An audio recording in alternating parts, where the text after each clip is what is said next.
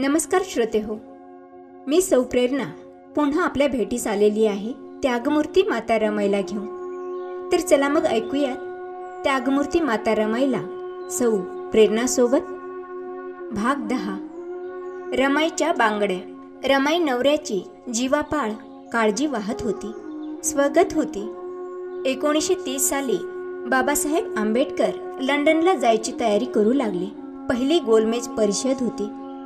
यावेळी रमाईची प्रकृती ढासळली होती. दुःख से घटे शरीर असं कबीरानं म्हटलंच आहे. रमाईचं शरीर पोखरून निघत होतं. भीमराव या देशातील विषमतेशी भांडत होते, जीव धोक्यात घालत होते. या देशातील कोट्यावधीची गुलामी नष्ट व्हावी यासाठी ते एकाकी लढत होते. पतीला जीवापाळ जपणाऱ्या रमाईला मात्र या चिंता जाळत होत्या. काळजी रमाचं रक्त सुकवीत होती. रमाईचं मन तळफळत होतं. क्षणभरही तिला स्वस्थता लाभत नव्हती. नीट जेवण नाही की नीट झोप नाही, सारखी बाबासाहेबांची काळजी. बाबासाहेब रमाईला समजावून सांगत, कधी प्रेमाने सांगत तर कधी रागावूनही सांगत, पण रमाईच्या मनातील चिंतेची आग विझत नसे. रामू, माझी इतकी काळजी करू नकोस. मला काही होत नाही. पैशाची तशी अडचण नाही. जेवण नीट घे, औषध वेळच्या वेळी घे. माझी काळजी घेण्यापेक्षा तू स्वतःची काळजी घ्यायला पाहिजे रामू.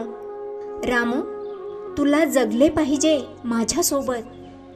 बाबासाहेब असे कळवळून सांगत. रमाईला ते कळत असे पण वळत नसे. साहेब, तुम्ही बाहेर गेलात की मला चैन नसते हो. माझ्या आयुष्यात दुसरं काय आहे? काय जपू मी? तुमच्याशिवाय जपण्यासारखं काय आहे माझ्या जीवनात? रमाईचे डोळे भरून येत.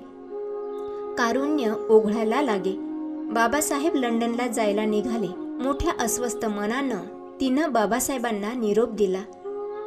धारवाडच्या विद्यार्थी वसतिगृहाचे प्रमुख वराळे हेही यावेळी बाबासाहेबांना निरोप द्यायला आले होते. बाबासाहेबांनी वराळेंना सांगितलं, वराळे, रमाईला जरा बरं नाही. तिची प्रकृती जरा नीट राहत नाही. तिला तुम्ही धारवाडला घेऊन जा. तिथली हवा उत्तम आहे. तिथं रमाला बरं वाटेल. बाबासाहेब लंडनला गेले.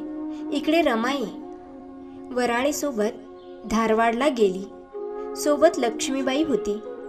धारवाडच्या मोकळ्या हवेत रमाईला बरं वाटू लागलं. तिची प्रकृती सुधारू लागली. नवा हुरूप येऊ लागला. बरं वाटू लागलं. तशी रमाई वसतिगृहातील विद्यार्थ्यांकडे लक्ष देऊ लागली. एके दिवशी रमाईच्या लक्षात आलं की वसतिगृहाचं स्वयंपाकघर शांत आहे. स्वयंपाकघरात काहीही नव्हतं. धान्य नव्हतं, भाजीपाला नव्हता, तेल नव्हतं, मीठ नव्हतं, काहीही नव्हतं. असं का हो वराळे?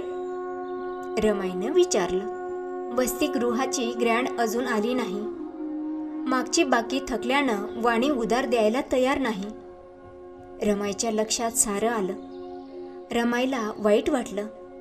ती वराळेंना म्हणाली, मुलांना उपाशी ठेवणार? भुकेची आग रमाईला माहीत होती.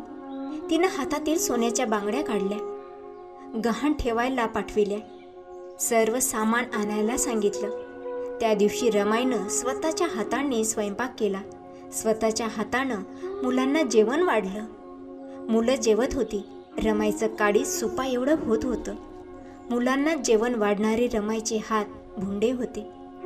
त्यात सोन्याच्या बांगड्या नव्हत्या, पण हे हात मुलांना आपल्या आईचे हात वाटायला लागले होते. मुलं तृप्त होत होती. भिजलेल्या डोळ्यांनी आपल्या सांस्कृतिक मातेला पाहत होती.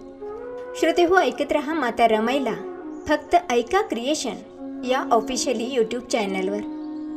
धन्यवाद.